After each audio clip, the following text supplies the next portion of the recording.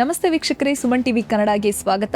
ನಾನು ಶಮಿ ಶೆಟ್ಟಿ. ಇವತ್ತಿನ ನಮ್ಮ ಈ ಕಾರ್ಯಕ್ರಮದಲ್ಲಿ ಇತ್ತೀಚಿನ ದಿನವಷ್ಟೇ ನಾವು ಪರಿಸರ ದಿನಾಚರಣೆಯನ್ನು ಆಚರಿಸಿದ್ವಿ. ಹಾಗಾದರೆ ಪರಿಸರ ದಿನಾಚರಣೆಯನ್ನು ಪ್ರತಿ ವರ್ಷ ಕೂಡ ಆಚರಿಸ್ತಾನೆ ಇರ್ತೀವಿ ಕೂಡ. ಆದರೆ ದಿನಾಚರಣೆಗಳನ್ನು ಆಚರಿಸುವ ರೀತಿಯಲ್ಲೇ ಪರಿಸರವನ್ನು ನಾವು ಕಾಪಾಡಿಕೊಂಡಿದ್ದೀವ? ಪರಿಸರಕ್ಕೆ ನಿಜವಾಗ್ಲೂ ಈ ಆಚರಣೆಗಳು ಬೇಕಾ, ಅಥವಾ ನಮ್ಮಿಂದ ಏನಾದರೂ ಒಂದು ಅವುಗಳಿಗೆ ಕೊಡುಗೆ ಬೇಕಾ, ಅಥವಾ ಪರಿಸರ ನಮ್ಮಿಂದ ಹಾನಿ ಆಗ್ತಾ ಇದೆಯಾ? ಅಥವಾ ಈಗ ವಾಹನಗಳನ್ನು ಓಡಿಸೋದನ್ನು ಬಿಟ್ಟು ನಾವು EV ಬೈಕ್ಗಳಲ್ಲಿ ಓಡಾಡ್ತೀವಿ, EV ಕಾರ್ಗಳಲ್ಲಿ ಓಡಾಡ್ತೀವಿ ಅಂತಂದರೆ ಪರಿಸರಕ್ಕೆ ಅದು ಉತ್ತಮನಾ? ಮುಂದಿನ ದಿನಗಳಲ್ಲಿ ಬೆಂಗಳೂರು ಯಾವ ಸ್ಥಿತಿ ತಲುಪಬಹುದು? ಇದೆಲ್ಲದರ ಬಗ್ಗೆ ತಿಳಿಸ್ಕೊಡ್ಲಿಕ್ಕೆ ನಮ್ಮ ಜೊತೆ ಇವತ್ತು ಪರಿಸರ ತಜ್ಞರಾದಂತಹ ಡಾಕ್ಟರ್ ಯಲ್ಲಪ್ಪ ರೆಡ್ಡಿ ಅವರಿದ್ದಾರೆ. ಅವ್ರನ್ನ ಮಾತಾಡಿಸ್ತಾ ಹೋಗ್ತೀನಿ. ಅವ್ರ ಹತ್ರನೇ ಕಂಪ್ಲೀಟ್ ಮಾಹಿತಿಯನ್ನು ತಿಳಿದುಕೊಳ್ಳೋಣ. ಸರ್ ನಮಸ್ತೆ. ನಮಸ್ಕಾರ. ಹೇಗಿದ್ದೀರಾ ಸರ್? ಚೆನ್ನಾಗಿದ್ದೀನಿ. ಇತ್ತೀಚೆಗಷ್ಟೇ ನಾವು ಪರಿಸರ ದಿನಾಚರಣೆಯನ್ನು ಆಚರಿಸಿದ್ವಿ. ಈಗ ಪರಿಸರ ದಿನಾಚರಣೆಯನ್ನು ಆಚರಿಸುವಂಥದ್ದು ಪ್ರತಿ ವರ್ಷ ಕೂಡ ನಾವು ಮಾಡ್ತಾ ಇರ್ತೀವಿ. ಅದ್ರ ಬಗ್ಗೆ ಮೋಸ ಇಲ್ಲ. ಆ್ಯಂಡ್ ಮುಂದೆನೂ ಆಚರಿಸ್ತಾ ಇರ್ತೀವಿ, ಯಾಕಂದರೆ ಆ ದಿನ ಅನ್ನೋದು ಒಂದು ನೆನಪಿರಬೇಕು ಅನ್ನುವಂತಹ ಕಾರಣಕ್ಕೆ. ಹಾಗಾದರೆ ಪರಿಸರಕ್ಕೆ ನಿಜವಾಗಿಯೂ ಈ ಆಚರಣೆಗಳು ಬೇಕಾ ಸರ್, ಅಥವಾ ನಮ್ಮಿಂದ ಏನಾದರೂ ಒಂದು ಕೊಡುಗೆನ ಪರಿಸರ ಎಕ್ಸ್ಪೆಕ್ಟ್ ಮಾಡ್ತಾ ಇರತ್ತಾ? ನೋಡಿ, ಯುನೈಟೆಡ್ ನೇಷನ್ನಲ್ಲಿ ಪ್ರಪಂಚದಾದ್ಯಂತ ಆಗ್ತಕ್ಕಂಥ ಆಗುಹೋಗುಗಳ ಬಗ್ಗೆ ಅಧ್ಯಯನಗಳು ಮಾಡ್ತಾನೆ ಇರ್ತಾರೆ.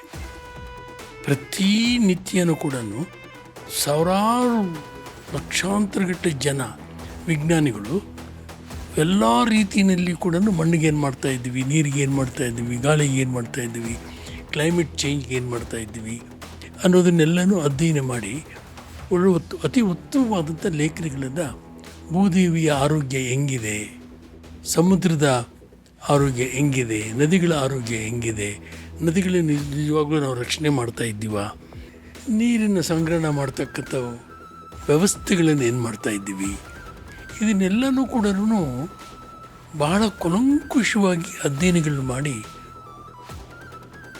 ಸಾವಿರಾರು ಪುಸ್ತಕಗಳನ್ನು, ಲೇಖನಗಳನ್ನು ಬರೆದಿದ್ದಾರೆ. ಇವತ್ತು ಎಕಾಲಜಿ ಮೇಲೆ, ಎನ್ವೈರ್ಮೆಂಟ್ ಮೇಲೆ ಪಬ್ಲಿಷ್ ಆಗಿರ್ತಕ್ಕಂಥ ಲೇಖನಗಳು ಲಕ್ಷಾಂತರ ಗಟ್ಟಲೆ ಇದ್ದಾವೆ, ಪುಸ್ತಕಗಳು ಇದ್ದಾವೆ. ಸರ್ವೋಚ್ಚ ನ್ಯಾಯಾಲಯದಲ್ಲಿ ಕೂಡ ಇದನ್ನು ಕಂಪಲ್ಸರಿಯಾಗಿ ಶಾಲೆಗಳಲ್ಲಿ ನಾವು ಏನೇನು ಮಾಡಬೇಕು ಅನ್ನೋದು ಕೂಡ ಹೇಳಿದ್ದಾರೆ. ಸೊ ಅಂತಾರಾಷ್ಟ್ರೀಯ ಮಟ್ಟದಲ್ಲಿ ಇಂಥದ್ದೆಲ್ಲ ಆಗ್ತಾ ಇದ್ದರೆ, ಆದರೆ ಇದು ನಿಯಂತ್ರಣ ಆಗ್ತಾ ಇಲ್ಲ ಅನ್ನೋದು ಮನವರಿಕೆ ಆಗಿದೆ. ಈ ನಿಯಂತ್ರಣ ಆಗದೇ ಇರೋದಕ್ಕೋಸ್ಕರವಾಗಿ ಈ ವರ್ಷದ ಒಂದು ಘೋಷಣೆ ಭಾಳ ಅದ್ಭುತವಾಗಿದೆ. ಭೂದೇವಿನ ನೀವು ಸಂರಕ್ಷಣೆ ಮಾಡಿಲ್ಲ ಅಂದರೆ,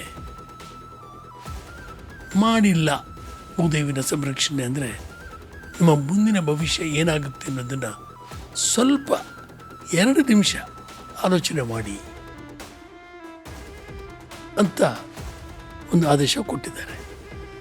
ಇತ್ತೀಚೆಗೆ ಈ ವರ್ಷ ಎಲ್ಲ ಪೂರ್ತಿ ನಾವು ಗಮನಿಸ್ಕೊಂಡು ಬಂದರೆ ಅಮೆರಿಕ, ಇಸ್ರೇಲು, ರಷ್ಯಾ ಈ ಎಲ್ಲ ಬೆಳೆದಂಥ ರಾಷ್ಟ್ರಗಳು ತಮ್ಮ ಹತ್ರ ವೆಪನ್ಸ್ ಇದ್ದಾವೆ, ನ್ಯೂಕ್ಲಿಯರ್ ಇದ್ದಾವೆ ಅಂದ್ಕೊಂಡು ಅದನ್ನು ಪರೀಕ್ಷೆ ಮಾಡೋದಕ್ಕೋಸ್ಕರವಾಗಿ ಎಷ್ಟು ರೀತಿಯಲ್ಲಿ ಭೂಮಿ ತಾಯಿನ ನಾವು ಗೋಳಾಡಿಸ್ಕೊಳ್ತಾ ಇದ್ದೀವಿ. ಅಲ್ಲಿ ಒಂಥರ ಆದರೆ ನಮ್ಮ ರಾಜ್ಯಗಳಲ್ಲಿ ಅಥವಾ ಒಂದು ವಿಲೇಜ್ ಪಂಚಾಯಿತಿಯಿಂದ ಹಿಡ್ಕೊಂಡು ತಾಲೂಕ್ ಪಂಚಾಯಿತಿ ಮತ್ತು ಡಿಸ್ಟ್ರಿಕ್ಟ್ ಲೆವೆಲಲ್ಲಿ, ಸ್ಟೇಟ್ ಲೆವೆಲಲ್ಲಿ ಮತ್ತು ರಾಷ್ಟ್ರೀಯ ಮಟ್ಟದಲ್ಲಿ ಕೂಡ ನಮಗೆ GDP ಆಗಬೇಕು, ಅಭಿವೃದ್ಧಿ ಆಗಬೇಕು, ನಮಗೆ ರೋಡ್ ಬೇಕು, ನಮಗೆ ಏರ್ಪೋರ್ಟ್ಗಳು ಬೇಕು, ಪ್ರತಿ ಜಿಲ್ಲೆಯೂ ಒಂದು ಏರ್ಪೋರ್ಟ್ ಬೇಕು. ಆಯ್ತಪ್ಪ, ಪ್ರತಿ ಜಿಲ್ಲೆಯಲ್ಲಿ ಏರ್ಪೋರ್ಟಲ್ಲಿ ಓಡಾಡೋರು ಎಷ್ಟು ಜನ, ಆ ಏರ್ಪೋರ್ಟ್ಗೆ ಎಷ್ಟು ಭೂಮಿನ ನಾವು ಅದನ್ನು ಕಾಂಕ್ರಿಟೈಸ್ ಮಾಡ್ತೀವಿ, ಫಾಸ್ಟೆಸ್ಟ್ ಟ್ರೈನ್ ಬೇಕು, ಫಾಸ್ಟೆಸ್ಟ್ ರೋಡ್ಗಳು ಬೇಕು, ಆ ರೋಡು ಎಷ್ಟು ಅಗಲ ಬೇಕು, ನ್ಯಾಷನಲ್ ಹೈವೇಸ್ ಬೇಕು. ಅಂದರೆ ಇರೋದಿಷ್ಟೇ ಭೂಮಿ, ನಮಗೆ ಭೂಮಿ ಬೆಳೀತದ, ಭೂಮಿ ಎಕ್ಸ್ಪ್ಯಾಂಡ್ ಆಗುತ್ತಾ? ಇಲ್ಲ. ಆ ಭೂಮಿ ಮೇಲೆ ಏನು ಇರುತ್ತೆ ಅನ್ನೋದು ಗೊತ್ತಿದೆಯಲ್ಲ. ಇವತ್ತು ನೀವು ಒಂದು ಹಾಸ್ಪಾಲ್ಟ್ ಮಾಡಿಬಿಟ್ಟು ಅಥವಾ ಸಿಮೆಂಟ್ ವೈಟ್ ಟಾಪಿಂಗ್ ಮಾಡಿಬಿಟ್ಟು ಬೆಂಗಳೂರು ತುಂಬಾ ನಮಗೆ ನೀರು ಹಿಂಗಬೇಕು, ಅಂತರ್ಜಲ ವೃದ್ಧಿ ಆಗಬೇಕು ಅಂದರೆ ಎಲ್ಲಿಂದ ಹೋಗುತ್ತೆ? ನಮಗೆ ಪ್ರಾಣವಾಯು ಶುದ್ಧವಾಗಿರಬೇಕು ಅಂದರೆ ನೀವು ಬಿಡ್ತಕ್ಕಂಥ ಕಾರ್ಬನ್ ಡೈಆಕ್ಸೈಡ್ ಪ್ರತಿನಿತ್ಯ ನಾವು ಎಷ್ಟು ಉಸಿರಾಡ್ತಕ್ಕಂಥ ಒಂದು ಕಾರ್ಬನ್ ಡೈಆಕ್ಸೈಡ್ ಎಷ್ಟು ಬಿಡ್ತೀವಿ, ನಮಗೆ ಆಕ್ಸಿಜನ್ ಎಷ್ಟು ಬೇಕು ಒಂದು ದಿವಸಕ್ಕೆ, ಇದೆಲ್ಲ ನಾವು ಅಧ್ಯಯನಗಳು ಮಾಡಿದ್ದಾರೆ.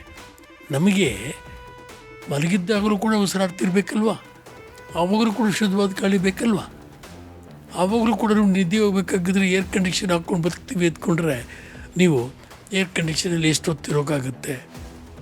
ಸೊ ಅದರಿಂದ ಅನಾರೋಗ್ಯ ಎಷ್ಟು ಆಗ್ತಾಯಿದೆ. ಮಕ್ಕಳು ಆಗ್ತಾನೆ ಹುಟ್ಟಿರ್ತಕ್ಕಂಥ ಮಕ್ಕಳು, ಬೆಳೀತಕ್ಕಂಥ ಮಕ್ಕಳಿಗೆ ಎಷ್ಟು ಆಕ್ಸಿಜನ್ ಬೇಕು. ಮೊದಲು ಪ್ರಾಣವಾಯು ಇರಬೇಕು, ಆಮೇಲೆ ಜೀವಜಲ ಇರಬೇಕು, ಆಮೇಲೆ ಊಟ, ಆಮೇಲೆ ಮಿಕ್ಕ ಎಲ್ಲ ಕಂಫರ್ಟ್ಸ್. ಇದನ್ನು ನಾವು ಉದಾಸೀನ ಮಾಡಿ ನಾವು ಒಳ್ಳೆ ಸ್ಕೂಲಿಗೆ ಸೇರಿಸ್ಬಿಡ್ತೀವಿ, 40,000 ಫೀಸ್ ಕೊಡ್ತೀವಿ, 5 ಲಕ್ಷ 10 ಲಕ್ಷ ಇದು ಕೊಟ್ಬಿಡ್ತೀವಿ, ಅವರು ಬುದ್ಧಿವಂತರಾಗ್ಬಿಡ್ತಾರೆ, ಜಾಣರಾಗ್ಬಿಡ್ತಾರೆ ಅನ್ನೋದು ಒಂದು ರೀತಿಯಾದಂಥ ಭ್ರಮೆ. ಒಂದು ಭ್ರಮೆ ಏನಂತಂದರೆ ದೊಡ್ಡ ಸ್ಕೂಲಿಗೆ ಸೇರಿಸ್ಬಿಟ್ಟಿದ್ರೆ, ಅಲ್ಲಿ ಒಂದು ಸ್ಪೆಷಲ್ ಟ್ಯೂಷನ್ಗೆ ಕೊಡಿಸ್ಬಿಟ್ಟಿದ್ರೆ ನಮ್ಮ ಮಗು ಭಾಳ ಬುದ್ಧಿವಂತ ಆಗಬೇಕು ಅಂದರೆ ಅವ್ರಿಗೆ ಒಳ್ಳೆಯ ಪ್ರಾಣವಾಯು ಬೇಕಲ್ಲ. ಆ ಸ್ಕೂಲಲ್ಲಿ ಏರ್ ಕಂಡೀಷನ್ ಇದೆ, ಅದಕ್ಕೆ ಸೇರಿಸ್ತೀವಿ ಅಂದರೆ ಏರ್ ಕಂಡೀಷನಿಂದ ನಾವು ಹೊರಗಡೆ ಬಂದಿದ್ದ ತಕ್ಷಣ ಆ ಮಗುಗೆ ಏನು ಜ್ಞಾನ ಅಥವಾ ಮನಸ್ಸು ಮೇಲೆ ದೊಡ್ಡ ಆಘಾತ ಆಗಿರುತ್ತೆ. ಅದು ಆಚೆ ಬಂದಿದ್ದ ತಕ್ಷಣ ಹಸಿರು ನೋಡಿದ ತಕ್ಷಣ ಇಷ್ಟು ಉಲ್ಲಾಸ ಆಗುತ್ತೆ. ಸೊ ಮನುಷ್ಯನ ಒಂದು ಬಿಸ್ನೆಸ್, ಪ್ರತಿಯೊಂದು ಕೂಡ ಒಂದು ಆಸ್ಪತ್ರೆ ಕೂಡ ಬಿಸ್ನೆಸ್ಸೇ, ಒಂದು ಶಾಲೆನೂ ಬಿಸ್ನೆಸ್ಸೇ, ಎಲ್ಲ ವ್ಯಾಪಾರ. ಒಂದು ವ್ಯಾಪಾರಕ್ಕೋಸ್ಕರವಾಗಿ ಈ ಒಂದು ವ್ಯಾಪಾರದ ಎಲ್ಲನೂ ಬಿಸ್ನೆಸ್, ಇದು ವ್ಯಾಪಾರೀಕರಣ, ದುಡ್ಡು ಮಾಡೋದಕ್ಕೆ ಇದನ್ನೆಲ್ಲನೂ ಇಲ್ಲಿದ್ದ ಆಕರ್ಷಣೆಗಳನ್ನು ಮಾಡಿ ಇಲ್ಲಿದ್ದ ಇದನ್ನೆಲ್ಲನೂ ಸೇರಿಸಿ ಭೂಮಿನ ಓಡಾಡಿಸ್ತಾ ಇದ್ದೀವಿ. ಅದಕ್ಕೆ ಈ ವರ್ಷದ ಒಂದು ಘೋಷಣೆ ಏನಪ್ಪ ಅಂತಂದರೆ ಭೂಮಿನ ರಕ್ಷಣೆ ಮಾಡಿ ಮುಂದಿನ ಭವಿಷ್ಯಕ್ಕೋಸ್ಕರವಾಗಿ ಅಂದ್ಕೊಂಡು ಭಾಳ ಅತಿ ಉತ್ತಮವಾದಂಥ ಒಂದು ಘೋಷಣೆ ಕೊಟ್ಟಿದ್ದಾರೆ. ಅಲ್ಲ ಸರ್, ಇದೇ ಪರಿಸ್ಥಿತಿಗಳು ಮುಂದುವರೆದ್ರೆ ಮುಂದಿನ ದಿನಗಳಲ್ಲಿ ಈಗ ನಾವು ಹೇಗೆ ಏನು 4G 5G ಅಂತ ಹೇಳಿ ಮೊಬೈಲ್ ಕನೆಕ್ಷನ್ ಹೆಚ್ಚಾದ ಹಾಗೆ ಹಕ್ಕಿಗಳು ಮಾಯ ಆಗ್ತಾ ಹೋದ್ವು, ನಮ್ಮ ಜನ್ರೇಷನ್ ಅವರೇ ಒಂದು ಗುಬ್ಬಚ್ಚಿನ ನೋಡಬೇಕು ಅಂತಂದರೆ ಫೋಟೋದಲ್ಲಿ ನೋಡೋ ಪರಿಸ್ಥಿತಿ ಬಂದಿದೆಯೋ, ಹಾಗೆಯೇ ಮುಂದಿನ ದಿನಗಳಲ್ಲಿ ಯಾವುದೋ ಒಂದು ಸ್ಪೆಸಿಫಿಕ್ ಮರವನ್ನು ನೋಡಬೇಕು, ಯಾವುದೋ ಒಂದು ಗಿಡವನ್ನು ನೋಡಬೇಕು ಅಂತಂದರೆ ಫೋಟೋದಲ್ಲಿ ನೋಡುವಂತಹ ಪರಿಸ್ಥಿತಿ ಬರುತ್ತಾ, ಹೇಗೆ ಸರ್? ಖಂಡಿತ ಮರಗಳು ಬೇಕಾಗಿಲ್ಲ, ನಮಗೆ ನದಿಗಳು ಬೇಕಾಗಿಲ್ಲ, ಮರ ಬೇಕಾಗಿಲ್ಲ, ಗುಡ್ಡ ಬೇಕಾಗಿಲ್ಲ. ಪರ್ವತ ನಿವಾಸಿನಿ ಅಂತ ಪೂಜೆ ಮಾಡ್ತೀವಿ ನಾವು ಲಲಿತ ಸಹಸ್ರನಾಮದಲ್ಲಿ. ಆಮೇಲೆ ಲಲಿತ ಸಹಸ್ರನಾಮದಲ್ಲಿ ಭೂದೇವಿಗೆ ಏನೆಲ್ಲ ಕದಮ ವೃಕ್ಷ, ಕದಮ ವನವಾಸಿನಿ ಅಂತ ಹೇಳ್ತೀವಿ, ಇವೆಲ್ಲ ಬರೆದು ತೋರಿಸಿ ಮಡಗಿ ಬಿಟ್ಟು ಹೋಗಿದ್ದಾರೆ ನಮ್ಮವರು. ಋಗ್ವೇದ ಬರೆದಿದ್ದಾರಲ್ಲ, ಋಗ್ವೇದದಲ್ಲಿ 90% ಬರೀ ಪರಿಸರದ ಮೇಲೇ ಗಾಯತ್ರಿ ಜಪ. ಸೊ ಇದೆಲ್ಲ ನಮ್ಮವರು ಹೇಳಿ ಕೊಟ್ಬಿಟ್ಟು ಹೋಗಿದ್ದೀರ ನಮ್ಮ ಕೈಗೆ. ಆದರೆ ನಮಗೆ ಇವತ್ತು ಮೊಬೈಲ್ ಫೋನೇ ಬೇಕು ಅಂದ್ಕೊಳ್ತೀವಿ ನಾವು.